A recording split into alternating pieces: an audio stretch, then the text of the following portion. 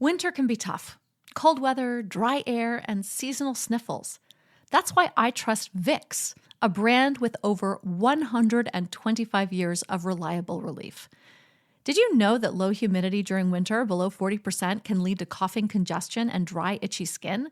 Vicks is the only humidifier brand offering a powerful 1-2-3 combination: a cough suppressant, menthol vapors, and hydrating mist for fast, effective relief.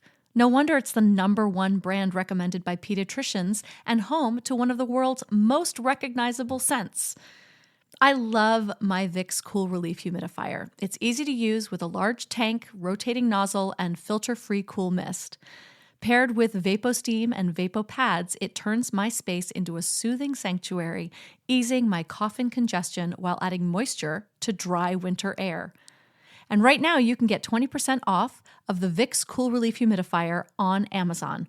Just search Vicks VUL600 Cool Relief Humidifier and click on the coupon.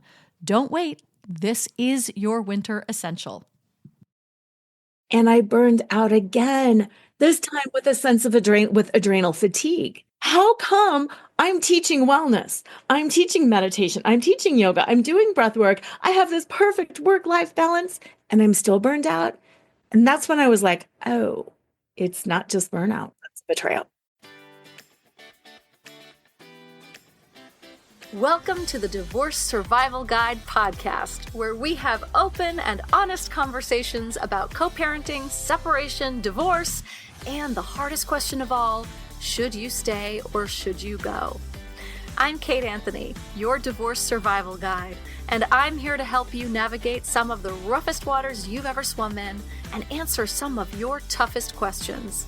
I've been to hell and back, and now it's my mission in life to help you get to the other side of this process with your sanity and your heart intact.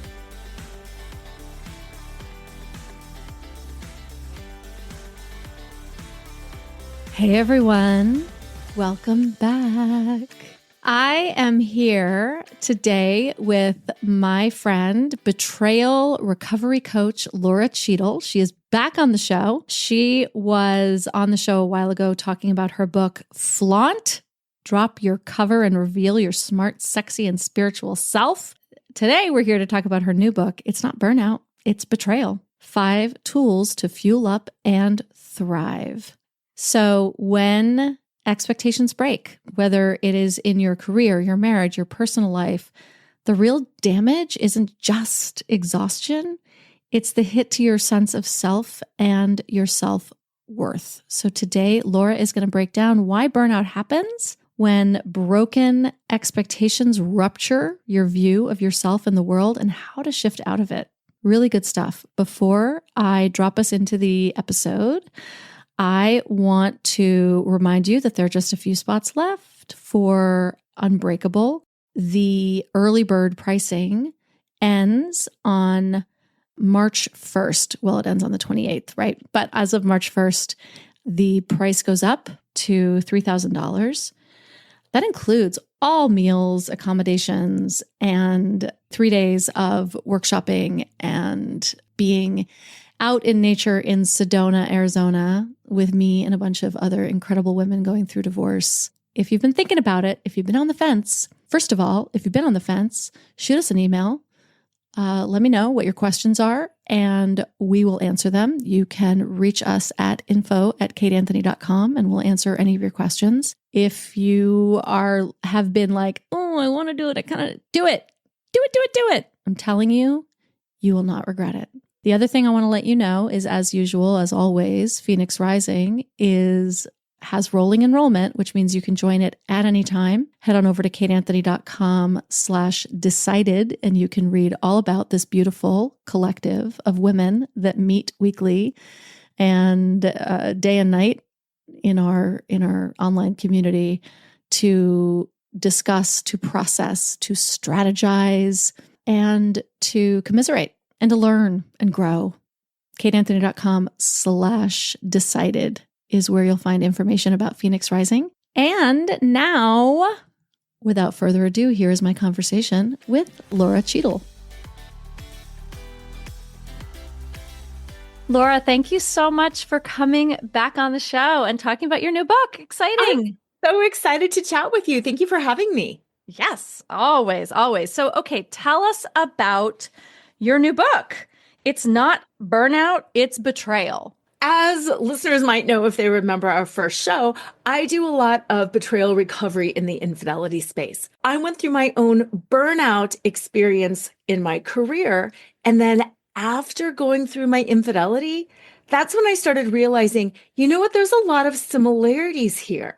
And as I started learning more and more about betrayal trauma and betrayal trauma recovery, it started dawning on me that there's so many other things in life that are not what we are calling them. It's really a sense of betrayal. So how does that show up from like a burnout perspective? Like what is the link? What are the links there? Absolutely. Okay, I'm a lawyer, so I like definitions. Yeah, there we go. Burnout is described as chronic stress that has been unsuccessfully managed. Stress, unsuccessfully managed. Whereas betrayal is defined as the breaking of an expectation that you have relied on that ends up rupturing your view of yourself, Mhm. your career. The resulting feelings are the same, but the root cause is very different. Think about whether it's getting a scary diagnosis, whether it's not getting a promotion, whether it's struggling with aging parents. Is that too much stress? Well, maybe in part. Or is it a broken expectation? Mhm. For so many of us, we have these unrealistic expectations. I expect a promotion every year. I expect a raise every year. I expect that if I just explain myself clearly, you will understand me and you'll come around to my side. Mhm. We have our expectations broken.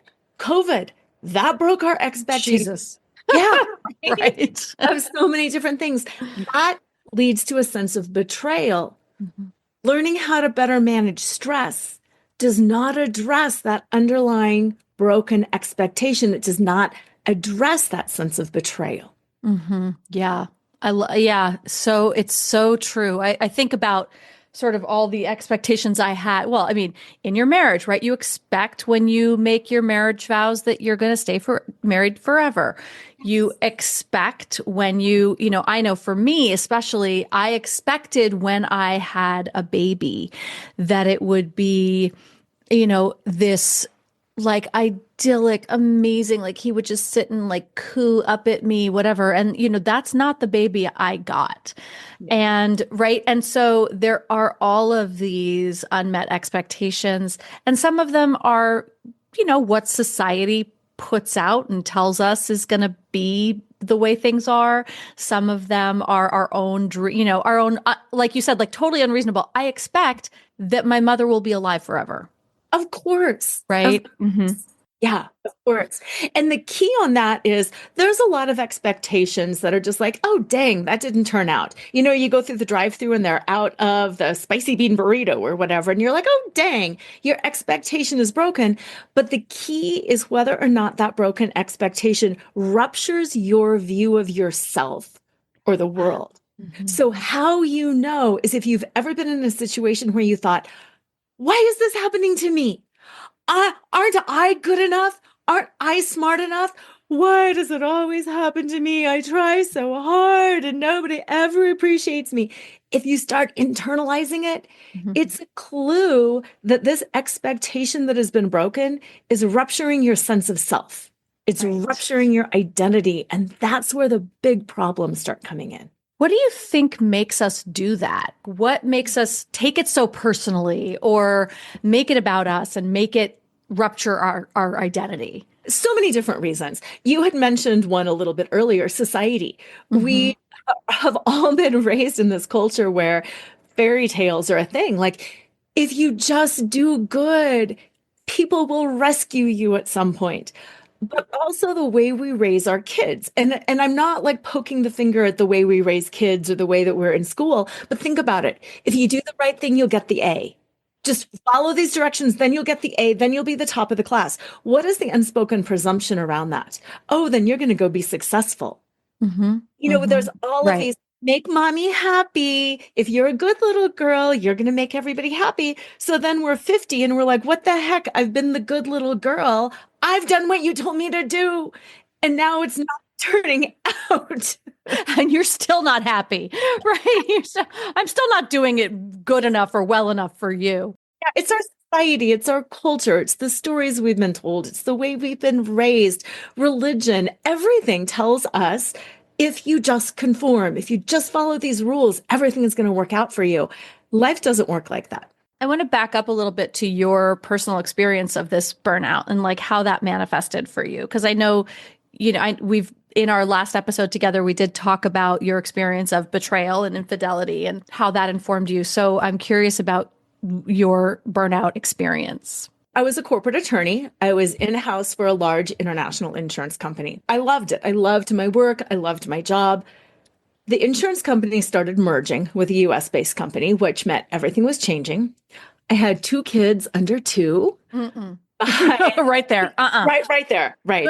My husband's job required him to travel extensively. So he was gone like 2 weeks every single month. And, speaking of like the aging parents, 3 out of 4 of my grandparents were experiencing different kinds of health crises, in and out of hospice, emphysema, cancer, all of that. I couldn't hold it all together. Yeah. And it was one of those situations where it's not like I could have done something better. Everything was snowballing. Everything was caving in on me. And I was internalizing a lot of it. I thought I could have it all. Right. I thought I was smart enough. I thought I was capable enough. Lean in. Yes, lean in. Do a better job. Why isn't this working for me? Just had kind of this irrational snap that I have to leave. I have to stop. Forget this. And what was interesting about it is walking away, quitting my job, in a way it helped, but it didn't solve the problem because about a year later, I was working for myself. I was doing all the stress management techniques and I burned out again, this time with a sense of adrenal fatigue. How come I'm teaching wellness? I'm teaching meditation. I'm teaching yoga. I'm doing breath work. I have this perfect work-life balance and I'm still burned out. And that's when I was like, oh, it's not just burnout. It's a sense of betrayal. And what was the betrayal at that point? First of all, it was my betrayal of my view of myself. I thought I was smart. I was capable. I could do it all. I could have this perfect work-life balance. I could be healthy and fit and manage it all. I really felt like I had been lied to. What do you mean women can do it all? What do you mean we can have it all? We can't. If I can't, what am I doing wrong? So that was part of it. The whole aging thing too. What do you mean my grandparents are going to live forever? I'm just having babies. We're just stepping into this life. I need you now. What do you mean you have cancer? And now all this attention is going over to the cancer. It's no. It's about we're growing this family. And then same thing on the marriage front. What do you mean I have to parent alone? What do you mean I have to single parent? I got married because we're in a partnership. And that was a huge betrayal too. Now you're telling me I'm a single mom and this is all my problem? I'm married. Wrongo. Okay, so you had this adrenal fatigue. So what did you do? I stopped. I stopped doing some things. I really started trying to do more. And that was the mistake that I made. I stopped. I tried to heal. But then I thought adding more things is going to help.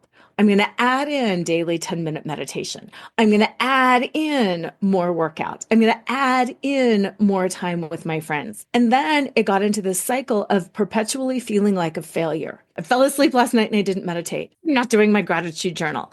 So then it just starts taking you down because I kept putting things on instead of taking things off and dealing with some of those deeper issues, which were, Lora, you are a quality person, even if the house is a total wreck and your kids are running amok. Lora, you deserve to be loved and held and seen. You don't have to worry about being perfect for your partner. You get to show up. You get to relax. None of these external things matter. That's hard to realize. And that's hard to, I think, accept as a woman too. What do you mean I don't have to perform? Men have it in different ways, whether it's providing, earning, all of those things, whatever. But we have it in the, I have to be skinny and I have to be hot and I have to have my house perfect and I have to have these perfect children and. Oh, yeah. I mean, Right? the birthday party scene. I have to have Oh, the great God. birthday parties and I have to look cute while doing it. Oh my God. On. My dad works in B2B marketing. He came by my school for career day and said he was a big ROAS man. Then he told everyone how much he loved calculating his return on ad spend. My friends still laugh at me to this day. Not everyone gets B2B, but with LinkedIn, you'll be able to reach people who do. Get a $100 credit on your next ad campaign. Go to linkedin.com/results to claim your credit. That's linkedin.com/results. Terms and conditions apply. LinkedIn, the place to be, to be. This episode is brought to you by Coffee Mate. After watching this season of the HBO's original series, The White Lotus, this is the tropical getaway I needed. One more pina colada, please. Hey, you're not on mute. Oh, I thought I was in paradise. Turns out it was my Coffee Mate. Coffee Mate pina colada and Thai iced coffee flavored creamers. Inspired by the newest season of HBO's original series, The White Lotus. For the love of coffee. Try now. So you were talking about like adding things in, right? The meditation and the working out and so when you started taking things off, like what did you take off? What sorts of things did you allow? Obviously cleaning up the house, like letting your kids not be perfect. Mm-hmm. How did that not cause you more stress as a perfectionist? It does. And I think that's that dance you do. It does. At first you're like, I can do this. No, I can't. It had to get to a crisis point. It had to get to that crisis point of, oh my God, now there's infidelity. I can't cope. It had to get so bad that I had to let it go for survival. That's when I really started realizing I could have let so much of this go earlier. So it coincided, like the infidelity piece just sort of happened in the midst of all of this. Exactly. Ugh. No. Which was not fun. And then in the middle of all that, also the trauma kicked me into early menopause. Yay. That's a fun thing. But again, right. It's like, since I couldn't fully let it go on my own, it's like the universe comes in and says, okay, Lora, here we go. Yeah. Brick wall. You're not listening. So here you go. Here's your kick in the face. Yes. So practical strat, you've created a method, as you do, because you're so good with this, your Fuel Up Burnout Recovery method. Can you walk us through a couple of steps of that and how you recommend people deal with this stuff, this burnout? Yeah, absolutely. And again, because I like to do this, Fuel Up is about fueling you up. It's about fueling you up from the inside. It's not about decorating my house and losing 10 pounds. It's about that internal fueling up. And I think the three most important steps, well, they're all important, but the F stands for find your why. Why are you doing this? And I really encourage people to go deeper, because I would say originally, why are you doing this? Because I really want to be successful in my career, because I want the perfect home and family. No. That's all about self-worth. I'm putting on these external airs. I'm building things up because it's my self-worth. So when you say find your why are you doing this? You don't mean why are you doing this program? Why are you reading this book? Why are you doing all of the things that you're doing that are contributing to your burnout? Yes. I see. Why are you leaning in so hard? And it can be personal, it can be professional. I am leaning in because I really want this professional status. That's fair. It can also be aspirational. I'm leaning in to save the world. I really need to save the world. I'm so passionate about stopping sex trafficking, child abuse, whatever it is. It can be that inspirational. And it can also be very practical. I'm doing this because I need to pay the bills. Right. I have to do this. I've got to make a certain amount of money.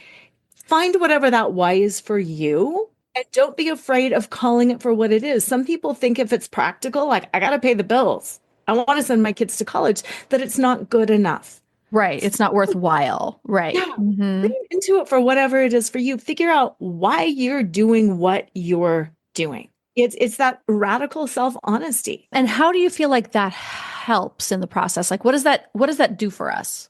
Oh, it does so much because it clarifies. So many of us are fabulous at dancing around the issue. Here, and then I'm doing it over here, and then I'm doing it forces you to start calling it for what it is. I need, I want, I desire. Name it. It's the Okay. whole if you can name it, you can claim it. Why do you want that? Why did I want a perfectly clean house? It takes a while to layer, pull, uncover those layers and to figure out why is that so important to me? Why am I sacrificing my sleep to get up and vacuum the family room before bed? Why am I doing that? Wow. Were you doing that? I was. It was part of this whole, I would work all day, I'd take care of the kids, and I'd be like, I got to put the dishes away and I've got to vacuum the kitchen and the family room before bed. Why? Wow. Extreme lack of, it was my way of managing. It was something that I could control. I couldn't control that my grandparents were dying. I couldn't control the way the cancer was progressing. I couldn't control my husband's schedule. I couldn't control what was going to be thrown at me at work. But you know what I could control? I could control the way my house looked before bed. And then when I got there, I could be a little more kind and compassionate to myself. Sweet Laura, this is so hard for you. I know why you're doing this. If this makes you feel better, by all means, get up and vacuum.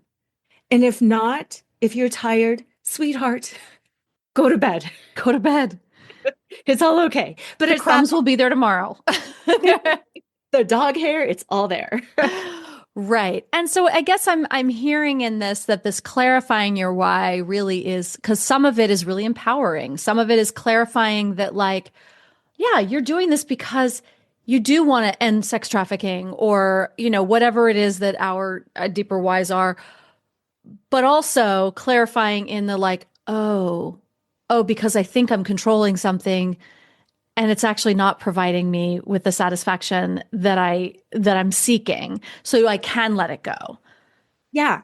And then sometimes it was giving me that satisfaction. Sometimes that satisfaction of, you know what, they're in hospice, but I can do this. Sometimes that was good for me. So it's sure. That's good. Right. And so you're not on autopilot. You're not functioning from the unconscious. You're actually actively choosing what you're doing.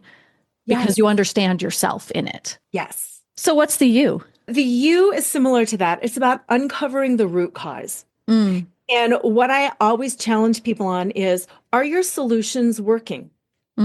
It's like if you go to the doctor and you get an antibiotic and it's the best antibiotic on the market and you have the common cold and you take it, it's not going to help. Right. Because antibiotics don't touch common cold. So why are you keep doing the same things that you're doing if they're not giving you relief? Uncovering.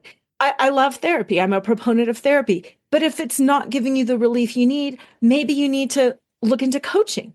Maybe you need to look into just listening to some podcasts and reading. If you've listened to podcasts for 5 years and have had zero change with anything, what can you add in? Yeah. Right. Maybe it's time for therapy or coaching. Right. Yeah. So uncovering what's really going on, because again, you nailed it. It's that autopilot thing. Well, I'm fine. I'm in therapy. I've been in therapy for 35 years. My former best friend, used to say that all the time. She'd be like, I've been in therapy for a decade. So obviously we would be like, I don't think you're bragging the way that you think you are. Yes. Right. Yeah. And then the E in Fuel Up, this is where really the rubber hits the road. It's expectation management. Are your expectations realistic or idealistic? And here's how to figure that out. You should be able to identify, communicate, and then advocate on behalf of your expectations. So an example at work is, do you expect to get a paycheck? Yes, I do. If that expectation is broken, can you identify what the problem is? Yes, I didn't get a paycheck. Can you communicate that? And can you communicate to the right person? Absolutely. I can go to HR, I can go to payroll, I can tell them. Do you know how to advocate on behalf of yourself? Yes, I can pull out my employment contract, I can share state laws, I can do whatever. It's a very realistic expectation, and you are empowered to change it. Versus When I talked about my own belief that I could have it all, what is that expectation? Well, that's a little harder to communicate. I thought I could be perfect. Is that what? Who do you communicate that to? Uh, the world, God? The world, right? God. I mean, who do you communicate? This isn't what I thought my life was going to turn out to be. Who do you go to complain about that? And then how do you advocate on your own behalf to get those needs met? I can't. Yes. So that lets you know that's an unrealistic expectation. Mm-hmm. These are things you need to start unpacking and figuring out because that's not realistic. And then if you need help with the advocacy piece, get help with the advocacy piece because that's a whole other layer too. How do we speak up? How do we use I statements? How do we use boundaries? How do we use persuasive communication to get what we want? How do we tell our husband that his travel schedule is really impacting our family? How do I tell my, whatever it is, right? My mom that I can't come over every single day and fix the printer. How do I, right? Yes. Yes. And that's why I mentioned, the I statement, that Yes. I statements and boundaries are huge. When I can say, I am feeling overwhelmed by your travel schedule versus your travel schedule is making me insane. And I didn't sign up for this. And do you know that you've been gone 10 out of 10? That's not helpful. Right. That will never be heard. No. I am overwhelmed by your travel schedule. Is there any way that we as a partnership, as a family can come up with some solutions or how can we solve this problem? Right. Because if it's a problem for me, it's a problem for us. Mm-hmm. Absolutely. And then boundaries around that too. Not like, if you don't do this, I'm going to hire a nanny. I am overwhelmed. I need support in the evenings. I am going to see if there's a high school person who can come down the street and maybe help me out for an hour so I can organize the house. I'm telling you what I'm going to do. They have a problem with it. They can adjust, but I'm solving my own needs. I'm advocating on behalf of myself and I'm doing what I need to feel better. Yes. Okay. The L. Yeah, the L sounds so trite, but it's laughter. Laughter is the number one way to calm and regulate the nervous system through so many different resources. And when we're stressed, we go into fight, flight, or freeze. We move from the prefrontal cortex into the limbic system of the brain, and we are not rational and we are not reasonable. And then life is not fun or enjoyable. So it's looking for those moments of levity. There's a lot of serious stuff. Life is always going to be hard. It's always going to be serious. What are those funny moments that you can have along the way? The biggest thing that I recommend, because we're all pre-programmed with the bias towards negativity. It's a safety mechanism. We look for what's wrong so we can avoid it. Practice noticing and commenting on 5 things a day that you find humorous, ironic, joyful, because it starts rewiring your brain to look for the good. Yeah. So if I can be like, oh my gosh, that's hilarious. Stressful political meme, something like that. Okay, so what's funny that I can see now on Instagram? Let's look at the babies and the puppies. Let's not go there. God invented memes for a reason because, I recommend having that group chat with whoever where you're just sending memes back and forth all day. Like, do it. Yes. Same thing in your marriage, in your relationship. It's going to be tough. What's funny? What are 5 things that you can notice about your partner, even when you're in a fight, even when you're feeling disconnected? Notice those funny things. Watch a comedian together. Do something to laugh. You get your brain back. You get your heart back, and you just have a lot more fun. Yes. I love that. I love that. So many times it depends on your relationship, right? But if you're in the middle of a fight and somebody cracks a joke, you can just, it shifts you right out of your fight mode into, okay, this is ridiculous. Or, okay, we needed that break. And even like with traffic, if you're listening to one of the comedy channels, or if you've got something, on Spotify that makes you laugh, you're going to want your commute to be extended. You're happy and you're grateful for the traffic jams because you got more time listening to your funny book or whatever it is. You know what's smart? Enjoying a fresh gourmet meal at home that you didn't have to cook. Meet Factor, your loophole in the laws of mealtime. Chef-crafted meals delivered with a tap, ready in just 2 minutes. You know what's even smarter? Treating yourself without cheating your goals. Factor is dietitian approved, chef prepared, and you plated. Pretty smart, huh? Refresh your routine and eat smart with Factor. Learn more at factormeals.com. Now streaming on Peacock. By all that's holy, Bridget Jones. Hello, old friend. Bridget Jones is back We are about to embark on an adventure. for one final chapter. Anything else I can help with? Yes. Experience every moment Do you think about what might have been? and fall in love To Bridget. all over again. It's time to live. Bridget Jones, Mad About the Boy. Streaming now only on Peacock.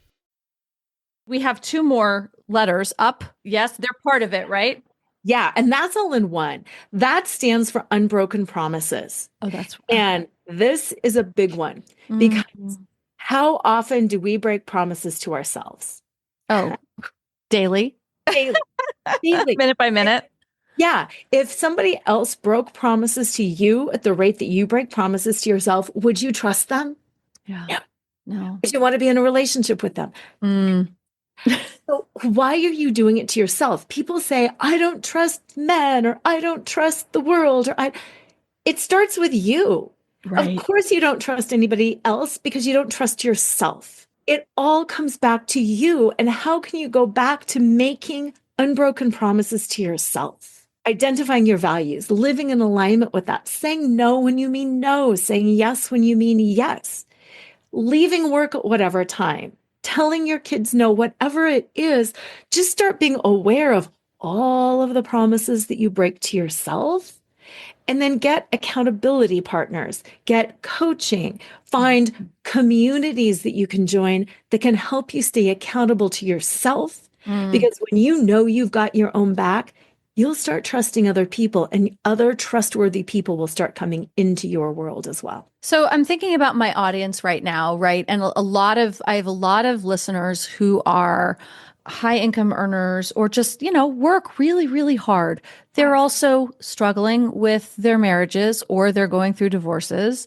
They are usually effectively acting as single parents in their homes, right? Yes. They're doing everything, but like legitimately, they've got all these balls that they're juggling. Like they're real, right? They're not just putting pressure on themselves right? They're going through a lot. Yes. Finding their why and all of those things, like totally, like they might be able to grasp all of that, but still feel overwhelmed. Like there's nothing I can remove. There's nothing. Right. So what advice would you give people in this, like they're in this juncture, right? Yes. Been there. I know exactly. I know exactly what that's like. The biggest thing that I want you to know is sometimes cognitively thinking about everything that you have to do is so much harder than experiencing it in the moment. In the moment, you can get there. Planning is great. Organizing is great. Trying to calculate when you're throwing a ball, when you're catching it. I get that. In the moment is really where life happens. In the moment is where it matters. And in the moment is where you can decide if something gets let go or not. In the moment is when you can return to, I just want to do the best that I can for my kids right now. I just want to show up as not a screaming psychotic parent right now.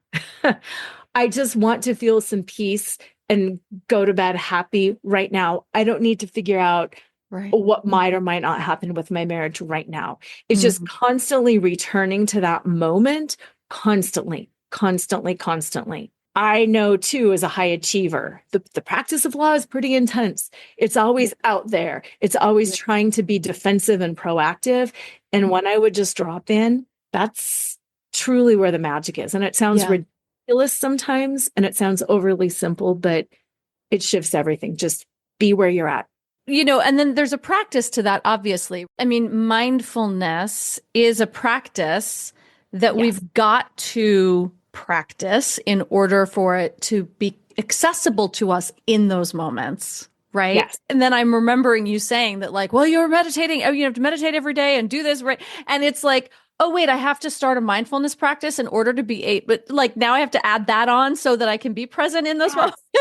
And I love that you said that, because to me, that's the difference. It's the doing versus the being. I don't have to do mindfulness. I don't have to set my timer and sit in the right position. I don't have to, close my office door. It is being. How can I be in the chaos of this stress-filled meeting and just be in the presence of this stress-filled meeting? How can I be with crying kids and trying to get in the door and drop my computer bag? And, how can I just be in that moment? It's not adding anything. It's the fullness and the breadth of just being, not doing. One of the things that I will have my clients do is carry a worry stone or put on a bracelet, beads, a necklace with beads, something that it'll remind you, right, that, oh, right, I'm here. Oh, right. It's similar to putting a rubber band around your wrist and snapping it, right? Because it shocks your system into like, oh, we're right here. Oh, we're here. Those grounding exercises, sometimes we need a reminder of them. So it's like, don't think that you're going to reach for the bracelet that you're already wearing. Get something new. Get a beaded bracelet that feels maybe kind of weird. And then you're like, touch it and you're like, oh, right. I'm here. Yes. Yes. And I love that you talked about that in the grounding, because one of the things I always do with my people is find your feet. Yes. You're walking, you're sitting, you're standing, find your feet. Feel them. Can you feel socks? Can you feel shoes? Can you feel the earth? What can you feel in your feet? Because you are where your feet are. Find them, feel them. That's right. And that concept of, you are where your feet are is like, you're not doing the laundry right now. You're not doing the dishes right now. You're sitting in this meeting. Yes. Everything else, there's nothing else other than this moment. Exactly. If you're going to be getting fired, you're still here getting fired. You can deal with the future later. Right. Right. If your husband's having an affair, that's what's happening, right? There you go. That's information. Right now you're here and you're okay. Yes. I think that's also, when you're dealing with betrayal, it feels like you're going to die in many ways, And so this notion that like, no, I'm actually okay. I'm okay. Yes. I'm still okay. And now I'm okay. Right? Yes. Yeah, because it spurs us into either fight. I got to do something. I got to call everybody and I got to figure it out. And, or complete avoidance. I'm going to binge Netflix for 62 hours with 5 bottles of wine. Or just that can't do anything. And it's not taking action. It's not running away. And it's not freezing. It's a stillness. It's a being here. It's a feeling the fullness, feeling, I feel like I am going to die. I'm not. I feel like I'm going to throw up. Maybe I will. I feel like it's just noticing whatever comes up. Gosh, there's some secret relief coming up. I've needed a new job. I've been unhappy in my marriage. It's just noticing in that moment. It's not doing more. It's going within instead of reaching outside of you. It's coming back home to the one thing that you can control, which is you. So how does this method, this fuel up method, how does it differ from other burnout practices and the ways that we've sort of traditionally understood burnout and burnout recovery? Traditional burnout recovery is on stress management. It's how do I manage this stress? How do I organize my stress? What are the tools that I have to decrease the amount of stress?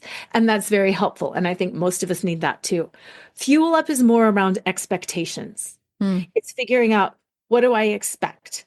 What is getting broken? It's more around your self-worth. It's more around your identity piece, around expectation management. Yes. And dealing with broken expectations, which is not stress management. It's expectation management. I have a client for you. I've just been thinking about a friend of mine who's going through all of this so much. And she really she's the weight of her whole family on her shoulders. She's got a wonderful partner and wonderful marriage, but the rest of her family is literally they're all just sitting on her shoulders, not literally, obviously, figuratively. And she runs her own business. And she's a powerhouse, and she's a perfectionist, and she's, ADHD, and she's really, she's hitting burnout pretty hard. Yeah. And that's the thing. If you can start managing your expectations, realistic, idealistic, how do I craft and create and stay solid with me and my identity? Then you don't hit burnout. And I think that's the biggest thing. I loved practicing law, you Right. know, but I left because I couldn't handle all of these broken expectations. If I would have known this fuel up method then, I might still be there. How do you feel like this might shift like workplace culture, right? Because, we're talking about it more on a personal level, but obviously burnout is very specific to the workplace too. How do you see this shifting the culture a little bit? I see it shifting the culture in some significant ways because here's the thing. So many, whether it's a corporation, whether it's a law firm, whether it's a small business, so many workplaces get stuck in this is how it should be. As a leader, when you start talking about expectations, you can have a meeting of the minds. As a leader, this is what I expect. As the owner, this is what I expect. Then your expectations are out there. Your employees can better meet you. You can better meet your employees. You know what's going on.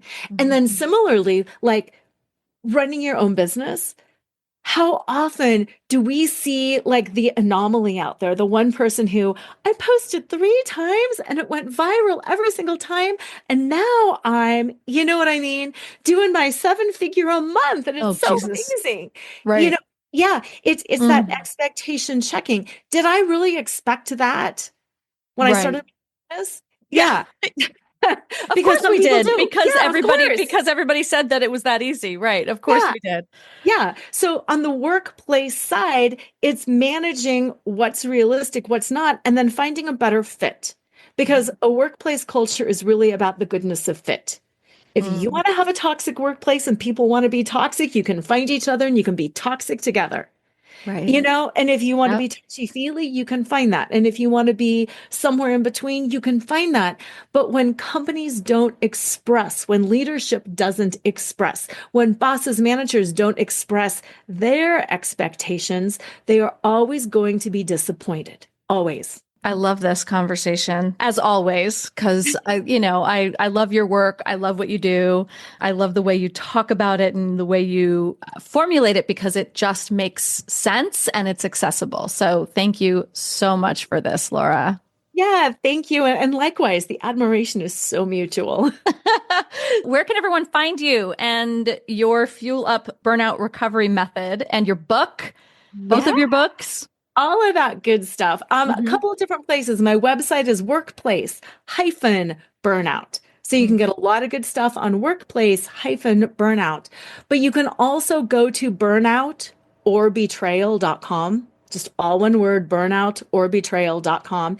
And you can download my guide, Burnout Uncovered. And it's a guide to facilitating candid conversations around burnout for thriving teams, for thriving families. So you can start speaking the same language, identifying expectations, talking about your expectations, and getting your needs met. So that's burnout-or-betrayal.com. And everything will be in the show notes, of course. Lora, thank you so much.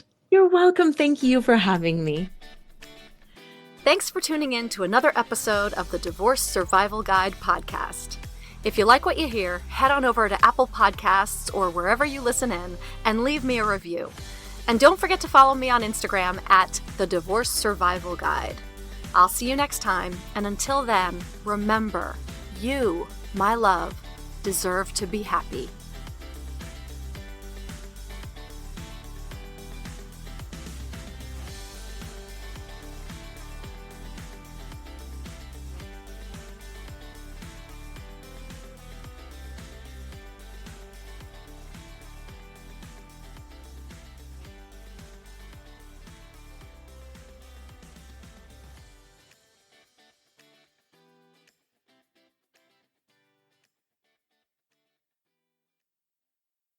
Hi there, I'm Andrea Owen, self-help author with 19 translations of my books, global keynote speaker, and life coach.